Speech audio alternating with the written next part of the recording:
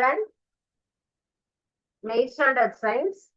நம்ம இன்னைக்கு பார்க்க போற லெசன் மைக்ரோ ஆர்கானிசம் அப்படிங்கிற லெசன் தான் பார்த்துட்டு இருக்கோம் இல்லையா. நுண்ணுயிரிகள் அப்படிங்கிற பாடத்துல நம்ம இன்னைக்கு பார்க்க போற தலைப்பு வைரஸ், வைரஸின் அமைப்பு, இதெல்லாம் பார்த்தோம் இல்லையா. இன்னைக்கு பாக்டீரியா அப்படிங்கிறது என்னங்கிறது அதனுடைய வடிவத்தையும் பார்த்தோம்.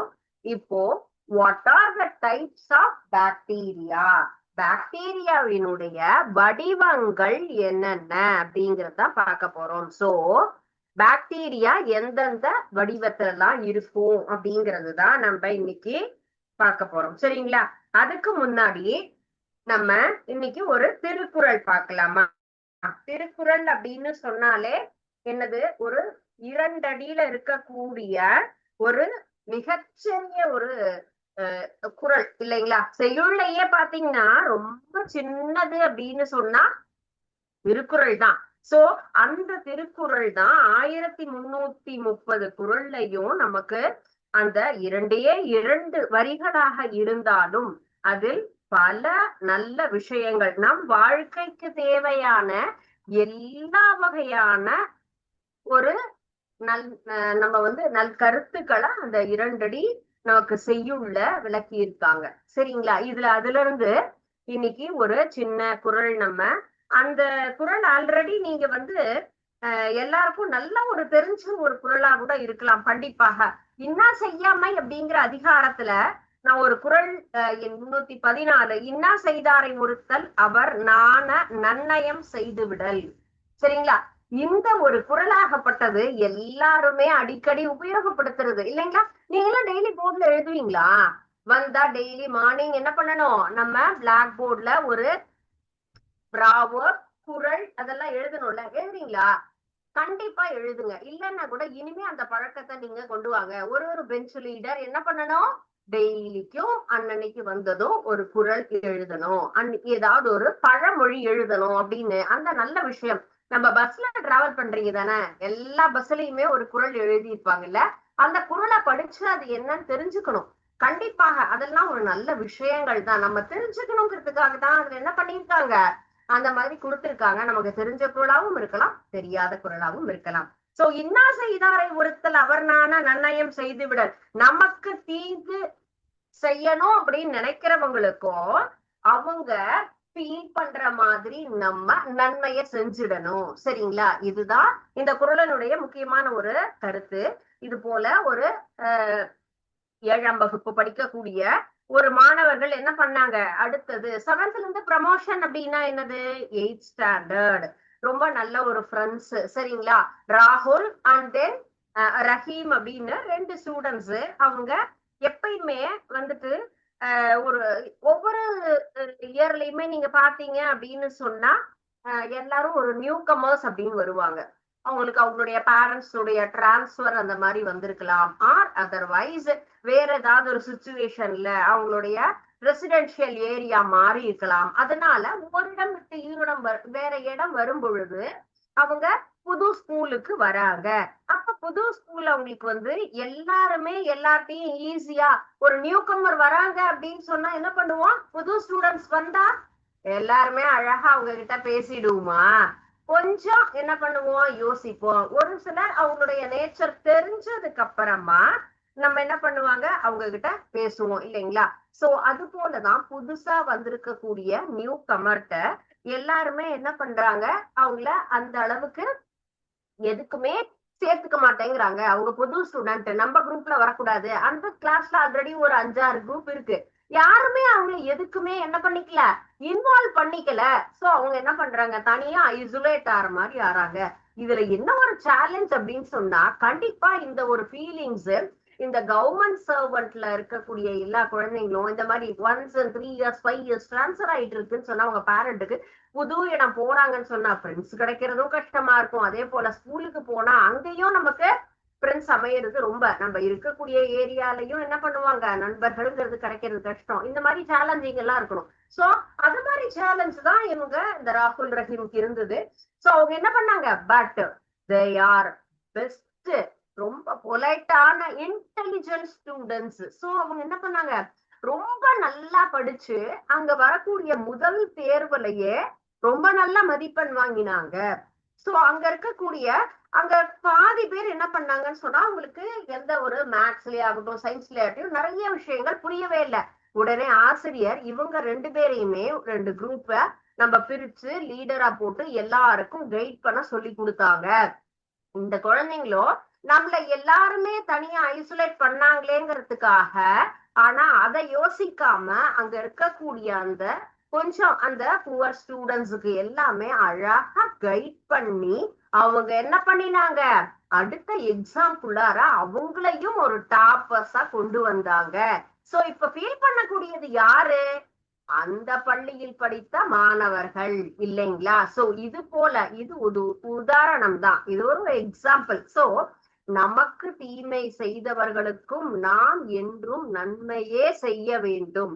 இந்த ஒரு கருத்து அவங்க தெரியாம செஞ்சிருக்கலாம். அதுக்காக டிப்பா டாக்னு எப்பயுமே அந்த பழிவாங்கும் குணம்ங்கிறது ரொம்ப மோசமான ஒரு, நம்மளுக்குள்ளார பல வகையான குணங்கள் இருக்கும். இந்த குணம் மட்டும் வரவே கூடாது, அந்த எண்ணமே வரக்கூடாது. நல்லதே நினை, நல்லதே செய். சரிங்களா? இந்த 2 விஷயம்தான். எப்பயும் நல்லதே நினைங்க, நல்லதே செய்யுங்க, எல்லாருக்கும் நல்லதே செய்யுங்க. அது யாரா வேணா இருக்கலாம். சரிங்களா? இந்த விஷயத்த ஃபாலோ பண்ணிடணும்னு சொன்னா நமக்கு எல்லாமே சக்சஸ் ஆகும். சோ மைக்ரோ ஆர்கானிசம்ல நமக்கு நுண்ணுயிர்கள் பாடத்துல நம்ம பாக்குறது இந்த செல்லினுடைய வடிவத்தை பொறுத்து பாக்டீரியாக்கள் என்னென்ன வடிவத்துல இருக்கு. சோ பேசில்லஸ், ஸ்பைரல்லா, காக்கை, விப்ரியோ. சோ இந்த மாதிரி 4 வகையாக பாக்டீரியாக்களை நாம் வகைப்படுத்தலாம். பேசில்லஸ் அப்படிங்கிறது என்ன வடிவம், கோல் வடிவம் சொல்லலாம். சரிங்களா? சோ இந்த மாதிரி ஸ்பெரிக்கல் ஷேப்ல இருக்கக்கூடியது நம்ம என்ன சொல்றோம், இந்த பேசில்லஸ் அப்படின்னு சொல்லலாம். சோ ஒவ்வொன்றுமே அதனுடைய வடிவத்தை பொறுத்து நம்ம அதை பிரிக்கிறோம். கோல் அப்படின்னு சொன்னா ராட், குச்சி அப்படின்னு சொல்றோம் இல்லைங்களா, அந்த மாதிரியான வடிவத்துல இருக்கக்கூடியது. சோ இதற்கு உண்டான எக்ஸாம்பிள் பேசில்லஸ் ஆந்த்ரசிஸ். அதனால அந்த பேசில்லஸ் அப்படின்னு அதுக்கு நேம் கொடுக்கிறோம். And next one is spirilla. ஸ்பைரல்லாங்கிறது ஹெலிகோபாக்டர் பைரிலோ அப்படிங்கிறது தான் இந்த ஸ்பைரல்லா அப்படிங்கிற வடிவம். சுருள் வடிவத்துல இருக்கக்கூடிய ஒரு பாக்டீரியா. சோ அதை நம்ம என்ன சொல்றோம், ஸ்பைரல்லா. காக்கி, நம்ம காக்கின்னு இங்கிலீஷ்ல சொல்லுவோம். காக்கை அப்படிங்கிறது கோளம் அல்லது பந்து போன்ற ஒரு வடிவத்துல, பால் எல்லாம் யூஸ் பண்றோம் இல்லையா, அந்த மாதிரி வடிவத்துல இருக்கக்கூடிய பாக்டீரியா. இது நம்ம என்ன சொல்றோம், கோளம் அல்லது பந்து வடிவத்துல இருக்கக்கூடியது. ஏதோ ஒரு பொருள்ல என்ன இருக்கும், இது அட்டாச் ஆகி அப்படியே இருக்கக்கூடியது. இது ஸ்டைபைலோகஸ் அப்படிங்கிற அந்த ஒரு அமைப்பு, அல்லது கொத்தா இருக்கும் அல்லது சங்கிலி போன்ற ஒரு அமைப்பு, தொடர்ச்சியாக இருக்கும். ஒரு செயின் அப்படின்னா எப்படி இருக்கும், நமக்கு இந்த மாதிரி இருக்கும், வளையங்கள் இணைந்து இருக்கக்கூடியதுதான் செயின் சொல்லுவோம் இல்லையா, அந்த மாதிரி வடிவத்துலதான் இந்த காக்கை அப்படிங்கிற அந்த ஒரு bacteria. And next one is Vibrio. Vibrio அப்படிங்கிறது கமா அப்படிங்கிற ஷேப்ல இருக்கும்ல, இத்தனை பாக்குறதுக்கு அந்த மாதிரியான அமைப்புல தான் இருக்கும். விப்ரியோ காலரா அப்படிங்கிற அந்த ஒரு பாக்டீரியா. சரியா? சோ இதனுடைய வடிவம், அதனுடைய ஷேப்ஸ வச்சு நம்ம இந்த 4 வகையாக பாக்டீரியாவை வகைப்படுத்தலாம். See this picture. Sorry.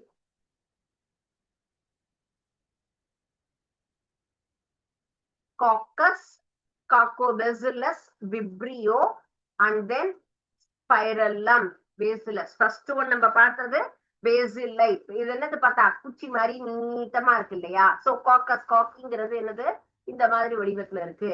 Vibrio அப்படிங்கிறது நமக்கு ஒரு கமா மாதிரியான ஷேப் இருக்கு இல்லையா, இந்த ஸ்பைரல்லம் அப்படிங்கிறது நமக்கு சுருள் வடிவத்துல இருக்கக்கூடிய ஒரு பாக்டீரியா. இதுதான் நம்ம இதனுடைய ஸ்ட்ரக்சர், இதனுடைய வடிவத்தை வைத்து நம்ம இத்தனை வகையாக நாம் பிரிக்கலாம்.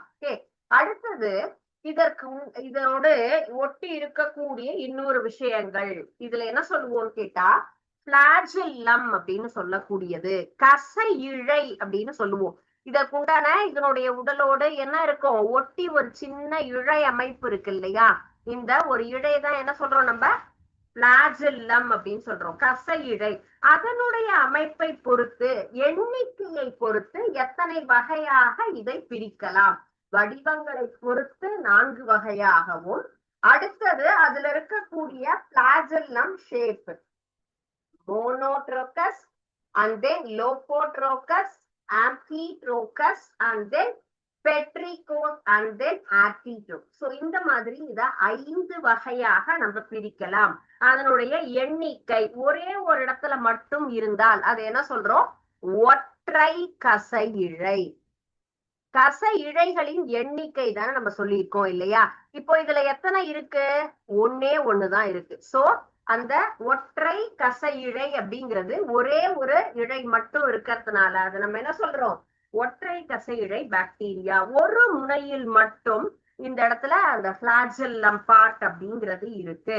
அண்ட் நெக்ஸ்ட் ஒன் இஸ் இப்போ சிங்கிளா இருக்கக்கூடியது. அடுத்தது ஒரு முனை கற்றை கசை இழை. ஒரே இடத்துல என்ன இருக்கும்? பஞ்சா இருக்கக்கூடியது.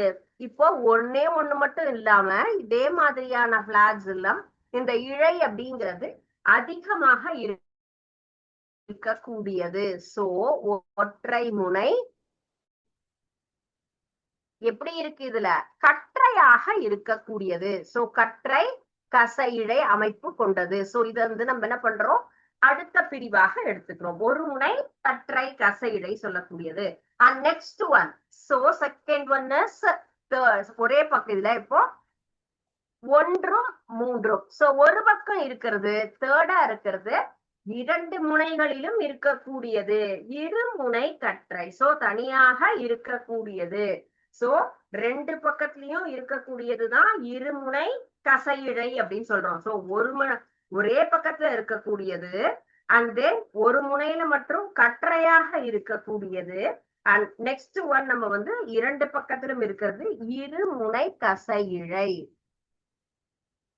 2 பக்கத்திலுமே இந்த பிளாஜெல்லா அப்படிங்கிறது இருக்கும். So this is third type. And then fourth type என்ன சொல்லலாம்? சுற்றுப்புறம் எல்லா இடத்துலயுமே இருக்கக்கூடியது. அதனுடைய உடல் முழுவதுமே எப்படி இருக்கும்? இதே கசையிடை அமைப்பு அப்படிங்கிறது உடல் முழுவதுமாக இருக்கும். அதுதான் நம்ம சுற்று கசையிழை அப்படின்னு சொல்லுது. அதனுடைய உடல் முழுவதுமாகவே என்ன இருக்கும்? ஒற்றை கசையிழைகளால் உருவாக்கப்பட்டிருக்கக்கூடிய ஒரு அமைப்பு. அத சுற்று கசையிழை. சோ பிளாஜெல்லம் இருக்கு. சோ பிளாஜெல்லமே இல்லாம இருக்கக்கூடியது அதுல எதுவுமே கிடையாது. சோ அதுல அந்த இழை என்பது இல்லாமல் இருப்பது, வெறும் வடிவம் மட்டுமே இருக்கும். கசை இழை இல்லாதது. ஓகே, கசை இழை அற்றது, இல்லாமல் இருக்கக்கூடிய வடிவம். So this is first one, second one, third, fourth and fifth. First thing என்ன பார்த்தோம்? Structural based. அதனுடைய வடிவத்தை பொறுத்து 4 பிரிவாக, அதில் உடலில் உள்ள கசை இழைகளினுடைய எண்ணிக்கையை பொறுத்து கசை இழைகள் எங்க இருக்கு, அதனுடைய இருப்பிடம் என்ன. முதலில் ஒரே ஒரு பக்கத்துல இருந்த ஒற்றை கசை இழை, ஒற்றை முனை கற்றை. அடுத்தது 2 முனை சுற்று கசை இழை, கசை இல்லாதது. ஆட்ரிச்சோக்கஸ். இந்த இடத்துல நம்ம சொல்றது ஆட்ரிச்சோஸ்னா இதுல விதவுட் பிளாஜெல்லா, கசை இழை அப்படிங்கிறதுக்கு நம்ம இங்கிலீஷ்ல என்ன சொல்லுவோம்னு கேட்டா பிளாஜெல்லா. கசை இழைக்கு என்ன பேரு இங்கிலீஷ்ல? பிளாஜெல்லா அப்படிங்கிறதுதான் கசை இழையினுடைய டேர்ம். சோ இதுல கசை இழை இல்லாம இருக்கிறத நம்ம ஆட்ரிச்சோஸ்னு சொல்றோம்.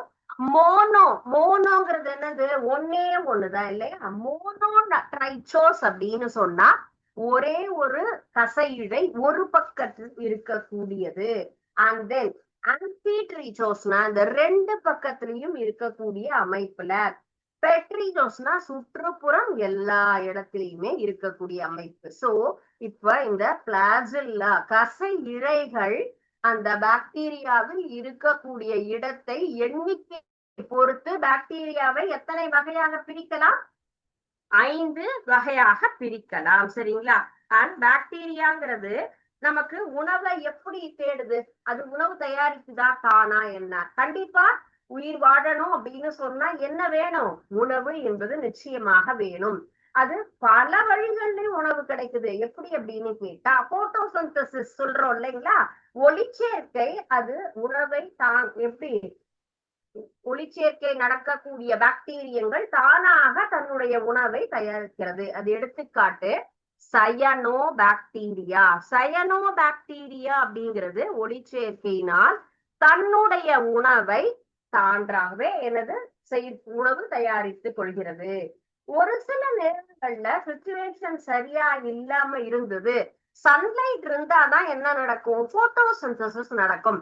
வித்தவுட் சன்லைட் அந்த மாதிரி சிச்சுவேஷன்லன்னா ஒரு சில கெமிக்கல்ஸ் வேதி பொருட்கள் மூலமாக தன்னுடைய உணவை தானாக தயாரித்தும், சன்லைட் இல்லாத பொழுது வேதிப்பொருட்களை பயன்படுத்தி உணவை தயாரிக்கும். அமோனியா, ஹைட்ரஜன் சல்பைடு இந்த மாதிரியான ஒரு வேதிப்பொருள்களை பயன்படுத்தி அது உணவை தயாரிக்கின்றது. சோ ஒரு சில பாக்டீரியாக்கள் என்ன பண்ணுது, வேறு ஒரு சிலர் உடலில் நமக்கு ஒட்டி உயிர் வாழ்கிறது. யாருடைய உடல்ல, மனிதனுடைய உடல்ல. சரிங்களா? உணவு எங்கெல்லாம் கிடைக்குதோ என்ன பண்ணுது, அதுக்கு தகுந்த மாதிரி அது ஒட்டி உணவு எடுத்துக்கிறது. சோ உணவு தயாரித்தல் அதனுடைய ஃபுட் எவ்வாறு இருக்கு அப்படின்னு சொன்னா, ஒண்ணு போட்டோசிந்தசிஸ் ப்ராசஸ், ஒளிச்சேர்க்கை மூலமாக ஒரு சில பாக்டீரியாக்கள் தனக்கு தேவையான உணவை தானாகவே தயாரித்துக் கொள்கின்றன. This is first kind of, அதனுடைய ஒரு வகைன்னு எடுத்துக்கலாம். Second one, without sunlight. Without sunlight அப்படின்னு சொன்னா எதன் மூலமாக, chemicals. What are the chemicals? Ammonia and then hydrogen sulfide. இதன் மூலமாக உணவு தயாரிக்கிறது. மூன்றாவது, யாரோட நமக்கு சேர்ந்து வாழுது, நம் மனிதர்களோடு சேர்ந்து வாழுது. So that is symbiotic relationship. So it lives in intestine. நம்முடைய உடல்ல எந்த இடத்துல இருக்கு, இன்டெஸ்டைன் பார்ட்லயே இருக்கு. சோ அதனாலதான் நம்ம எப்பயுமே உணவு எடுத்துக்கும் பொழுது நமக்கு கை கழுவிட்டு சாப்பிடணும், எந்த ஒரு கிருமியும் உள்ள போக கூடாது அப்படின்னு நம்ம என்ன சொல்லுவாங்க, சொல்லிட்டே இருப்பாங்க இல்லையா? சோ நமக்கு வெளியில இருந்து பார்க்கும்போது பாக்டீரியா, வைரஸ் எல்லாம் பாக்குறோம், நம்ம குடல்லையே இருக்கு அப்படின்னு சொன்னா எப்படி இருக்கும், நமக்கு ஒரு மாதிரி இருக்கு இல்லையா? சோ பிளீஸ் நீங்க என்ன பண்ணுங்க, எப்பொழுது எது சாப்பிட்டாலுமே கையெல்லாம் நல்லா வாஷ் பண்ணிட்டு சாப்பிடணும். ஓகே, அதுதான் நல்ல விஷயம். சோ பாக்டீரியா அப்படிங்கிறது அதனுடைய இனப்பெருக்கம் அப்படிங்கிறது தனித்தனியாக பிரிந்து அதனுடைய அடுத்த சந்ததியை உருவாக்குகின்றது. சோ பாக்டீரியானா என்ன, பாக்டீரியா ஷேப் லாஸ்ட் கிளாஸ் நல்லா தெளிவா பார்த்தோம். இப்போ அதனுடைய வகைகள் சொல்லும் பொழுது அதனுடைய ஷேப்ஸ வச்சும் அதுல இருக்கக்கூடிய கச இழைகளினுடைய இடங்களை பொறுத்தும் எத்தனை வகையாக பிரிக்கலாம்னு பார்த்தோம். அடுத்தது பாக்டீரியா எவ்வாறு உணவு எடுத்துக்கொள்கிறதுனா, ஃபர்ஸ்ட் பார்ட் ஒரு குரூப் என்ன பண்றாங்க, ஒளிச்சேர்க்கை. அதனால் ஒளிச்சேர்க்கை மூலமாக அது பச்சை நிறம் இருக்கும் பொழுது என்ன ஆகும், தானாக உணவு தயாரிக்கிறது. சூரிய ஒளி இல்லாத போது ஒரு சில கெமிக்கல்ஸை பயன்படுத்தியும் பாக்டீரியாக்கள் உணவு தயாரிக்கிறது.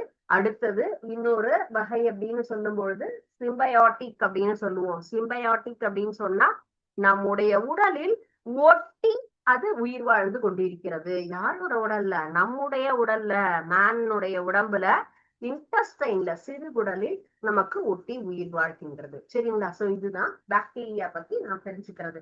அண்ட் நெக்ஸ்ட் ஒன் நம்ம பாக்குறது பங்கை.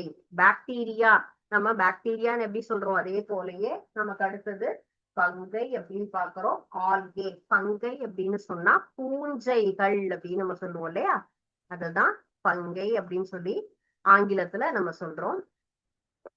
பூஞ்சை பத்தி நம்ம இப்ப தெரிஞ்சுக்கலாம். சோ பங்கைங்கிறது ஒரு குரூப்பா இருக்கக்கூடிய யூகாரியாட்டிக் வகையை சேர்ந்த ஒரு ஆர்கானிசம். யூகாரியாட்டிக் வகை அப்படின்னு சொன்னா அதுல என்ன இருக்காது, பச்சையம் இருக்காது. யூகாரியாட்டிக் அப்படின்னு சொன்னாலே அதுல என்ன ஸ்பெஷலான ஒரு விஷயம் அப்படின்னு சொன்னா நமக்கு வித்தவுட் குளோரோஃபில், பச்சையம், பச்சையம் அற்றது, பச்சையம் இல்லாத ஒரு உயிரினம் அப்படிங்கிறது தான் பூஞ்சை அப்படின்னு நம்ம சொல்றோம். பச்சையம் அப்படிங்கிறத நம்ம இங்கிலீஷ்ல என்ன சொல்றோம், குளோரோஃபில். குளோரோஃபில் இல்லாதது, வித்தவுட் குளோரோஃபில் அப்படிங்கிறது தான் இந்த பங்கையினுடைய ஒரு ஸ்பெஷல் நேச்சர். ஓகே, சோ இது எங்க இருக்கும்? டார்க் பிளேஸ்ல மட்டும்தான் இருக்கும். இருட்டான ஒரு இடங்களில் மட்டும் இருக்கக்கூடிய ஒரு உயிரினம் சொல்லலாம். இது அதுக்கு மேல நம்ம வந்து எக்ஸாம்பிள் அப்படின்னு சொன்னா இதுக்கு பெஸ்ட் எக்ஸாம்பிள் ஈஸ்ட். ஈஸ்ட் அப்படின்னா நம்ம உணவு தயாரிக்கிறதுக்கு எல்லாம் நம்ம பயன்படுத்துவோம் இல்லைங்களா? ஈஸ்ட்ங்கிறது நமக்கு பிரெட் கம்பெனிஸ் அதெல்லாம் வச்சிருப்பாங்க. அந்த மாவை மிருதுவாக்குவதற்காக நாம் பயன்படுத்தக்கூடிய ஒரு பொருள் அப்படின்னே சொல்லலாம். அதுதான் நம்ம ஈஸ்ட் அப்படின்னு சொல்லுவோம்.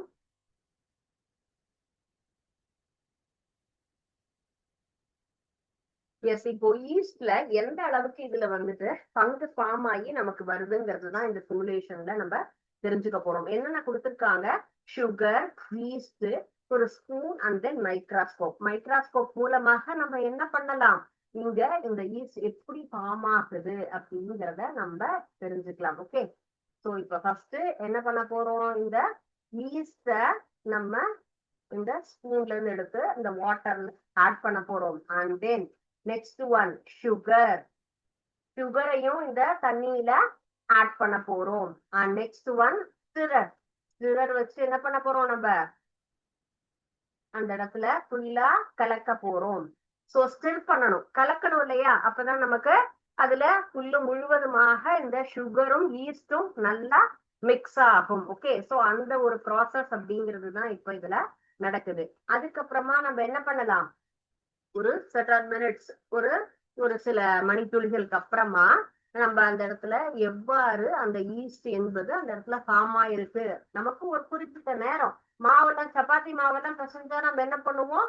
கொஞ்ச நேரம் அம்மா அதை அப்படியே வச்சுட்டு அதுக்கப்புறம் தான் அதுல சப்பாத்திங்கிறது ப்ரிப்பேர் பண்ணுவாங்க இல்லையா? சோ இந்த தண்ணிய இந்த ஸ்லைட்ல நம்ம எடுத்துட்டு ஒரு கவர் வச்சுட்டு சோ இங்க இதுல பார்க்கலாம். ஓகே, சோ சீக்கிரம் இந்த இடத்துல ஈஸ்ட் அப்படிங்கிறது எவ்வாறு நமக்கு வளர்ந்துருக்கு அப்படிங்கிறது தான். சோ தெரியுதா? இப்ப உங்களுக்கு நல்லா கிளீனா தெரியுதா எவ்வாறு இது வளர்ந்துருக்கு அப்படின்னு சொல்லிட்டு? சோ இதுக்கு பக்கத்துல ஒரு சின்ன ப்ரொஜெக்ஷன். இப்ப சப்பாத்தி மாவு, பரோட்டா மாவு பிசைஞ்சு வச்சா ஈஸ்ட் போட்டு பிசைஞ்சா என்ன ஆகும்? டபுள் த அமௌண்ட் அந்த மாவாகப்பட்டது பெருகி இருக்கும். சோ அதுக்குதான் அந்த ஈஸ்ட் அப்படிங்கிறது. So yeast grow well in the solution containing sugar kept in warm conditions. So pulp-like projection develops on the adult cell. It is called as bud. The bud grows in size and detaches from the adult cell. So அந்த ஒரு செல்லுல இருந்து இன்னொரு செல் புதுசா உருவாயிருக்கு. Sometimes buds may remain attached on the yeast cell. Another bud may arise from the appearing on the chain of buds. This method and asexual reproduction formation that is called budding. So இப்போ என்ன பண்ணிருக்கோம்? இந்த இடத்துல ஒரு முதல்ல இருந்த செல்லுலயே பக்கத்துல ஒரு சின்ன ப்ரொஜெக்ஷன் மாதிரி என்ன இருக்கு? நமக்கு புதுசா உருவாயிருக்கு. அதனாலதான் இது போலதான் ஈஸ்ட் போட்டு பிசையும் போது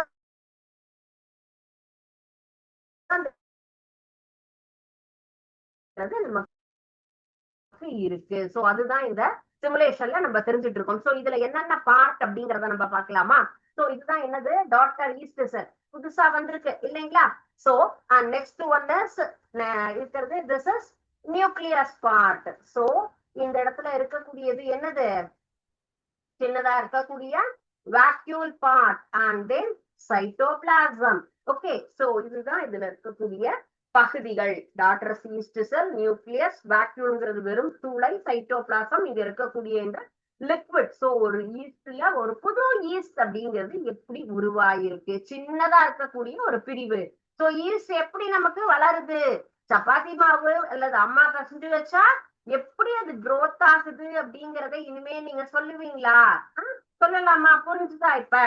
சோ பங்கை பூஞ்சைகள் அப்படின்னு சொல்லும் பொழுது ஒளியற்ற சூழல்ல வாழக்கூடிய ஒரு செல் உயிரினம், பச்சையம் இல்லாதது, எல்லா இடத்துலயும் இருக்கக்கூடியது அப்படின்னு பார்க்கலாம். இதுல நமக்கு பெஸ்ட் எக்ஸாம்பிள் அப்படின்னு பார்த்தா நம்ம என்ன சொல்றோம்? ஈஸ்ட் அப்படிங்கிறதுதான். ஈஸ்டினுடைய வடிவம் எவ்வாறு இருக்கும் என்னங்கிறத நம்ம பார்த்தோம். ஓகேங்களா? சோ இன்னைக்கு நம்ம பார்த்த டாபிக்ஸ் பாக்டீரியாவினுடைய வகைகள் மற்றும் பூஞ்சைனா என்ன, எவ்வாறு நமக்கு அது அடுத்த ஒரு ரீப்ரொடக்ஷன் அப்படிங்கிறது உருவாகுது, அது எவ்வாறு வளர்கிறது. ஒரு சில டைம் ஒன்னே ஒண்ணு இல்ல, இன்னும் நேரம் விட்டா அடுத்தடுத்து ஒரு செயின் ஃபார்மேஷன் மாதிரி முழுவதும் வளரும் அப்படிங்கிறது தான் நம்ம இதுல பார்த்தோம். ஓகே, சோ நெக்ஸ்ட் இதுல உங்களுக்கு ஏதாவது டவுட் இருந்தா கேளுங்கம்மா. உங்களுக்கு இதுல ஏதாவது புரியாம இருக்கா? நீங்க கேள்விய சாட் பாக்ஸ்ல கேளுங்க, டிஸ்கஸ் பண்றோம். ஓகே, நெக்ஸ்ட் நாங்க பார்க்க போறது வந்து எம்சிக்யூ பார்ட். ஓகே, இப்போ இதுல 1 மார்க் கொஸ்டின்ஸ் நம்ம பார்த்த கெமிஸ்ட்ரி பார்ட் இல்லைங்களா? ஃபர்ஸ்ட் பிசிக்ஸ் எழுதிட்டோம்ல, இது செகண்ட் டெஸ்ட் நம்மை சுற்றியுள்ள பொருள்கள் அப்படிங்கிற அந்த ஒரு கான்செப்ட் தான். அந்த லெசன்ல நம்ம இன்னைக்கு இந்த கொஸ்டின் ஆன்சர் பார்க்க போறோம். 10 கொஸ்டின் இருக்கும். 10 கொஸ்டினுக்கும் தெளிவா ஆன்சர்ஸ் ஆப்ஷன்ஸ் இருக்கும். Please you find the right choice. What is the smallest particle of matter that exists independently? Atom, ion, molecule. தனித்து இருக்கக்கூடிய பருப்பொருளில் மிகச்சிறிய துகள் எது? அணு, அயனி, மூலக்கூறு. சரிங்களா? சோ இந்த கேள்வி ரொம்ப சின்ன எளிதான கேள்வி, நம்ம சின்ன கிளாஸ்ல இருந்து படிச்சுட்டு வர்றதுதான். சோ கரெக்டான ஆன்சர் சூஸ் பண்ணுங்க.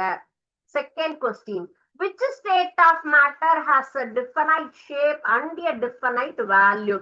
Liquid, gas, solid. குறிப்பிட்ட வடிவத்தையும் குறிப்பிட்ட கன அளவையும் கொண்ட பருப்பொருளின் நிலை திரவம், வாயு, திண்மம். இந்த 3ல எதுக்கு சரியான வடிவமும் கன அளவும் இருக்கும்? சோ நம்ம லெசனோட ரிலேட்டடா இருக்கக்கூடிய சிம்பிள் கொஸ்டின் தான். Third one, which state of matter is highly compressible? Solid, liquid, gas. அதிகமாக நம்மளால என்னது பிரஸ் பண்ணக்கூடியது, அமுக்கக்கூடிய பருப்பொருளின் நிலை திண்மம், திரவம், வாயு. ரொம்ப ஈஸி தான் இது எல்லாமே. சோ நம்மள சுத்தி இருக்கக்கூடிய பொருள் என்ன ஸ்டேட்டஸ்ல இருக்குங்கிறது தான் நான் இதுல கேட்டிருக்கேன். which of the following an example of homogeneous mixture? Compound mixture எல்லாமும் பார்த்தோம் இல்லையா? sand and water, oil and water, salt solution. பின்வருவனவற்றுள் ஒருபடித்தான கலவை கொண்டான எடுத்துக்காட்டு. மணல் மற்றும் நீர், எண்ணெய் மற்றும் நீர், உப்பு கரைசல். இதுதான் இது ஒருபடித்தான கலவை என்பது என்ன அப்படிங்கிறது உங்களுக்கு புரிஞ்சுது. ஹோமோஜீனியஸ் மிக்சர்னா என்ன கான்செப்ட் புரிஞ்சா answer easy. Substance made up of only one type of atom are called compound, mixture, element. ஒரே வகையான அணுக்களால் ஆன பொருட்கள் எவ்வாறு அழைக்கப்படுகிறது? சேர்மம், கலவை, தனிமங்கள். நம்ம தனி பாக்ஸா பார்த்தோம்ல, பெர்சிலியஸ் அடுத்து வரவங்க எல்லாம் ஒவ்வொருத்தரும் எப்படியெல்லாம் பேர் கொடுத்தாங்க, என்னென்ன வகை, எப்படி அது சேர்மமா தனிமமா என்னங்கிறதெல்லாம் படிச்சோம் இல்லைங்களா? சோ தனிமம் என்ன கான்செப்ட், நமக்கு வந்து ஒரே வகையான அணுக்கள்ல இருந்ததுன்னா என்ன அப்படிங்கிறது தான் question. Which of these non-metal is good conductor of electricity? Sulfur, graphite, diamond. So இதுல கீழ்கான உலோகத்துல மின்சாரத்தை எது நன்கு கடத்தும்? கந்தகம், கிராஃபைட், வைரம். மெட்டல்ஸ் நான் மெட்டல்ஸ்ல படிச்சோம் இல்லையா? அதுல நான் மெட்டல்ஸ்ல எலக்ட்ரிசிட்டிய பாஸ் பண்ணக்கூடியது என்ன இதுல அப்படிங்கிறதுதான் நமக்கு question. So you choose the right answer. Which of the following is an example of metalloid? Copper, nitrogen, silicon. பின்வருவனவற்றில் ஒரு உலோக போலிக்கு எடுத்துக்காட்டு. தாமிரம், நைட்ரஜன், சிலிக்கான். உலோக போலி மெட்டல், நான் மெட்டல், மெட்டலாய்டு. 3 குரூப் பார்த்தோம் இல்லையா? சோ இப்போ மெட்டலாய்டுடைய எக்ஸாம்பிள் தான் கேட்டிருக்கோம். Substance which undergoes oxidation reaction. Oxidizing agent, reducing agent, none of these. Okay, so இதுல எது ஆன்சர்ங்கிறத சூஸ் பண்ணுங்க. Okay, sorry.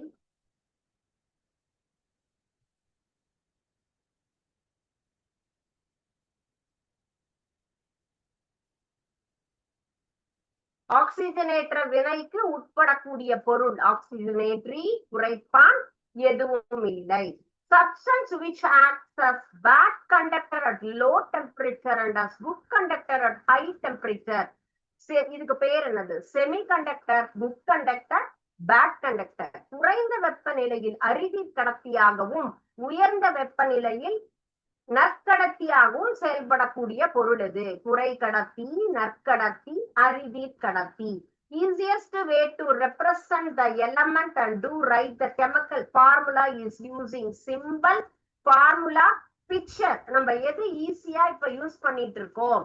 தனிமங்களையும் அவற்றின் வேதி வாய்ப்பாடுகளையும் எளிமையாக குறிப்பிடுவதற்கு நாம் பயன்படுத்துவது குறியீடுகளா அல்லது சூத்திரங்களா, வரைபடங்களா? இதுல எதை நம்ம யூஸ் பண்ணிட்டு இருக்கோம்? இப்ப மேண்டலிக் பீரியாடிக் டேபிள் யூஸ்வலா நம்ம என்ன பயன்படுத்திட்டு இருக்கோங்கிறதுதான் கேள்வி. சரிங்களா?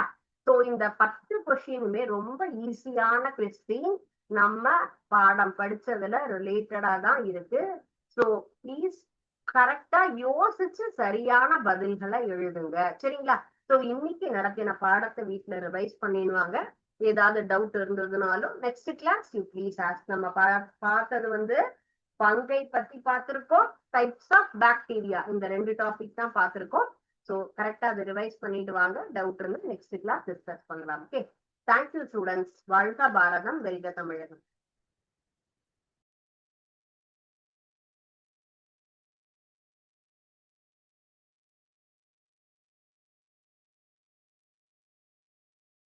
ஸ்டார்ட் பண்ணிக்கலாமா?